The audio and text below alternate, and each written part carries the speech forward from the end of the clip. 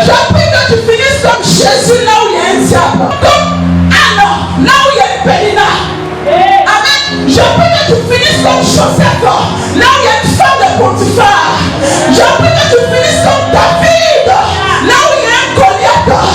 Je prie que tu ne finisses pas comme Samson, là où il y a une Dalila. Je prie que tu ne finisses pas comme Judas, là où il y a un Jésus. Je prie que tu ne finisses pas comme le jeune prophète, là où il y a un vieux prophète. Amen. Si tu connais la parole, tu sais ce que je suis en train de dire. Amen. Sarah a parlé ici. Mais pourquoi depuis qu'elle est mariée à Abraham jusqu'à Abraham a 75 ans, posez-vous la question pourquoi Sarah n'a jamais fait la proposition à Abraham? Parce que normalement, à 75 ans des années, on a fini de faire les enfants. Vous me comprenez? Donc normalement, Sarah aurait dû se poser la question et Sarah aurait dû insister avant même que Dieu ne vienne parler. Mais avant que Dieu ne vienne parler, Sarah qui vient pour vivre. Ils se contentaient de ce qu'ils avaient. Mais quand Dieu est venu parler, il y a quelque chose qui est né dans l'esprit d'Abraham. Quand Dieu est venu parler, il y a quelque chose qui est né dans l'esprit de Sarah. Et Sarah a voulu saisir le fondement. Quand la prophétie, Dieu a prophétisé pour créer quelque chose en toi. Dieu ne peut pas parler sur ta vie et tu restes le même. Dieu ne peut pas déclarer les prophéties sur ta vie et ton esprit reste le même. Ton esprit a envie de saisir. Même si cela paraît inaccessible, même si cela paraît irréalisable, il y a quelque chose en toi qui est la chose de Dieu, qui a envie de saisir la parole que Dieu a déclarée. Amen. C'est pourquoi on veut qu'Abraham et Sarah dans le même temps. Pourquoi ils n'ont jamais planifié de prendre quelqu'un pour faire Abinata? Agar était déjà là. Mais c'est après que Dieu a parlé. Et qu'ils ont commencé à quoi? Espérer. Parce que la Bible dit que Dieu a mis son espérance en l'éternel plus que toute chose. Donc là où Abraham n'avait plus d'espoir, quand Dieu a parlé, l'espoir est arrivé. Je veux que par la parole que tu entends ce matin, que l'espoir arrive dans ta fiche. Amen. L'espoir prend le contrôle. Amen. Parce qu'il y a une prophétie de Dieu pour ta vie. Amen. Parce qu'il y a un canal par lequel Dieu va te visiter. Parce qu'il y a une opportunité que Dieu va créer pour te visiter. La parole de Dieu Abraham suscite en Abraham le désir de voir quelque chose de nouveau. C'est pourquoi Dieu finit par dire, bon, tu dis Dieu le bénit. Quand Abraham, Dieu disait toujours à Abraham, je vais te bénir. Il dit, mais l'enfant ne vient toujours pas. Et c'est là que Sarai dit à Abraham, écoute, on a toi aujourd'hui. Écoute, la prophétie a fait naître quelque chose en moi que j'avais oublié depuis mes 40-50 ans. La prophétie a créé une soif en moi qu'elle n'a pas désaltérée. Écoute, Abraham, on va chercher à répondre par nos forces à la prophétie. Mais la Bible dit, si la prophétie tarde, attends la grâce s'accomplira certainement. Amen. La prophétie avait bouleversé la pensée de Sarah. La prophétie avait bouleversé le cœur d'Abraham. Au point d'arriver au moment où ils ont douté, ils ont cherché à accomplir la prophétie d'eux-mêmes. Mais remarquez bien, Dieu change le nom d'Abraham en Abraham après Ismaël, pas avant. Quand Abraham finit d'avoir Ismaël, c'est là que Dieu me dit, quelques années après que Abraham ait Ismaël, que Dieu me dit, c'est maintenant le temps de la prophétie. Et pour que la prophétie arrive, Abraham, il faut que ton nom change. Que Dieu te donne un nom nouveau ce matin. Amen. On t'appellera grâce. Amen. On t'appellera excellent. Amen. Excellente. Amen. On t'appellera miel. Amen. On t'appellera douceur. Il y a une faveur de Dieu qui vient pour toi. C'est la faveur de Dieu qui vient pour toi. Et quand elle est malade de bon, ça va. Amen. Quand Abraham finit de utiliser sa propre stratégie pour pouvoir avoir la prophétie, c'est là que Dieu te dit, c'est le temps de la prophétie. Et parce que c'est le temps de la prophétie, je te donne un nom nouveau que tu reçois. La grâce, la couverture spirituelle qui était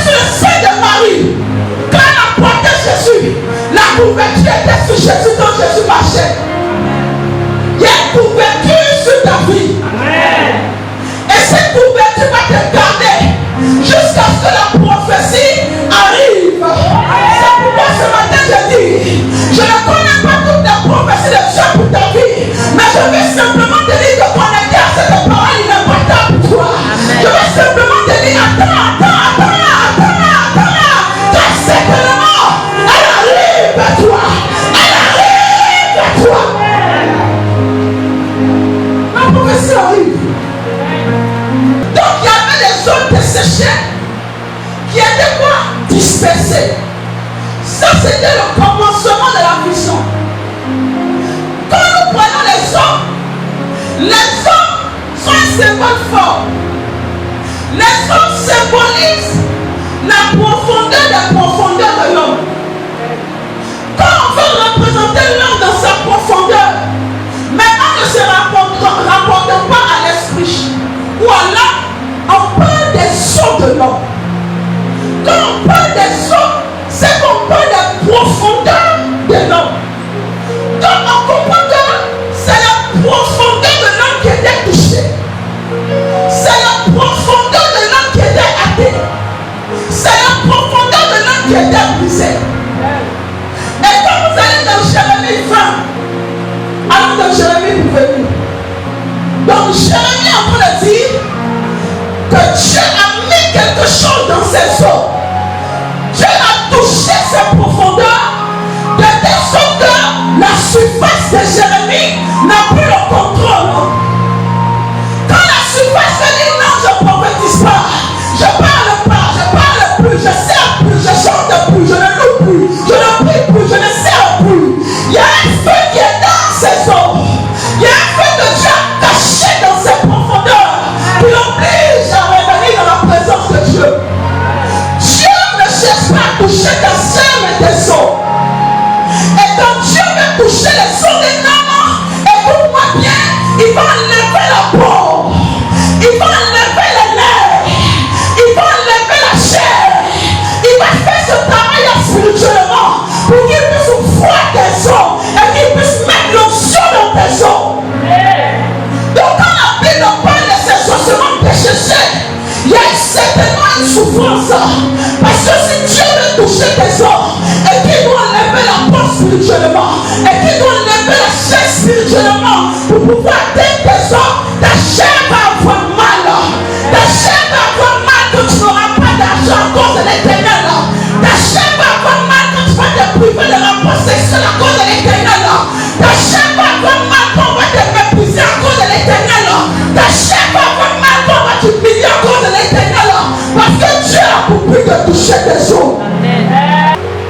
Et par la suite, au verset 4, la Bible me dit, prophétise sur ces ossements et dis-leur, ossements desséchés, écoutez la parole de l'éternel.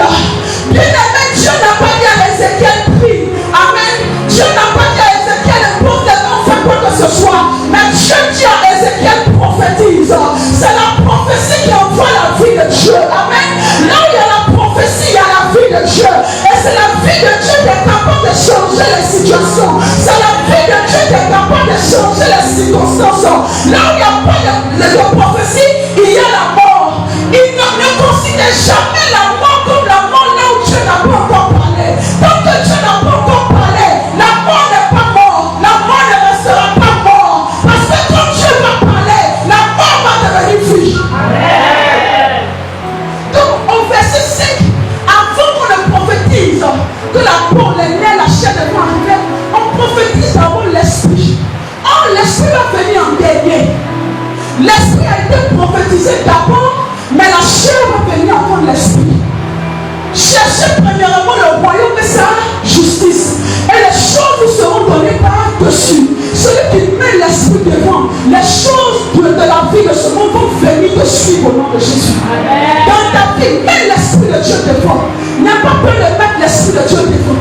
Amen. Dieu voyait qu'il n'y avait pas la peau, il n'était pas impressionné. Dieu voyait qu'il n'avait pas les nerfs, la chair, mais ça n'impressionnait pas Dieu. Tes difficultés n'impressionnent pas Dieu. Tu sais pourquoi? Parce qu'il a déjà vu toutes ces difficultés. C'est pourquoi il est venu mourir lui-même à la croix.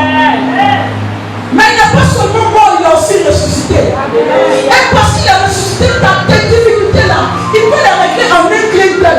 Mais ce qu'il veut, c'est que tu poursuives l'esprit. Ce qu'il veut, c'est que tu sais porter ton esprit sur le Saint-Esprit. C'est pourquoi la prophétie commence par parler de l'esprit de Dieu.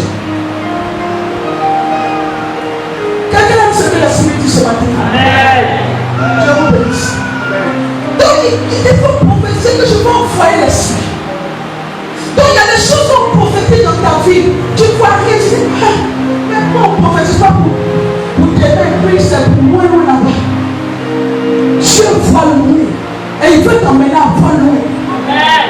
N'aie pas peur de saisir une prophétie parce qu'elle te semble irréalisable. Non. N'aie pas peur de saisir une prophétie parce qu'elle te semble trop loin. Non. Saisis la prophétie qui est loin. Quand tu auras saisi, tu te seras accroché à ce qui est loin. Dieu va gérer ce qui est devant. Dieu va enlever tes yeux sur ce qui est devant et pousser tes yeux sur ce qui est plus loin. Parce que ce qui est plus loin est plus important. Et là, on dit souvent dans le langage limite que ce qui est urgent n'est pas forcément important. C'est ça avec Dieu. Dieu ne cherche pas ce qui est urgent. Dieu cherche à traiter dans ta vie ce qui est important. Il dit, dis-le, je vais envoyer l'esprit.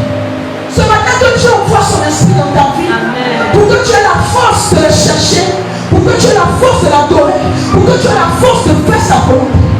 Et après, maintenant, il va maintenant envoyer la peau. Il va envoyer les nerfs. Il va envoyer la chair.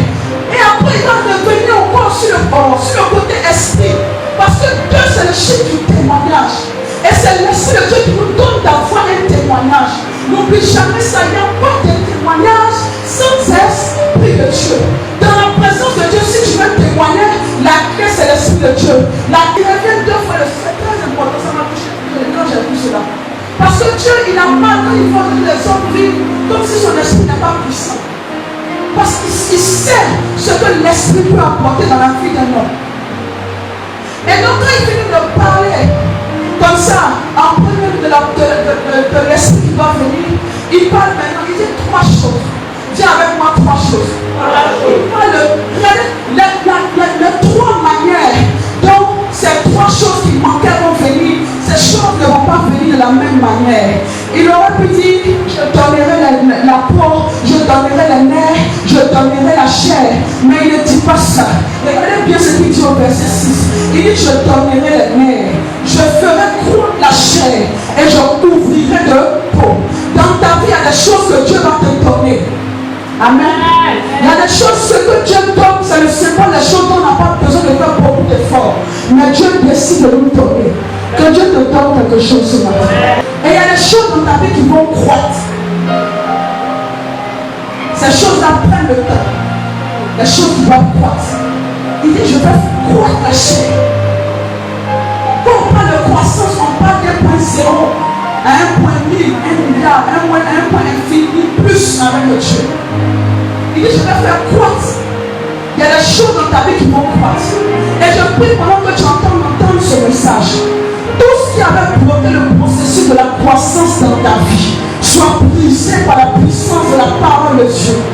Et que les choses qui doivent croître dans ta vie, que ce soit concernant ta vie spirituelle, concernant tes finances, concernant tout aspect de ta vie, que ces choses-là commencent à croître ou qu'elles recommencent à croître là où elles s'étaient arrêtées au nom de Jésus. Amen.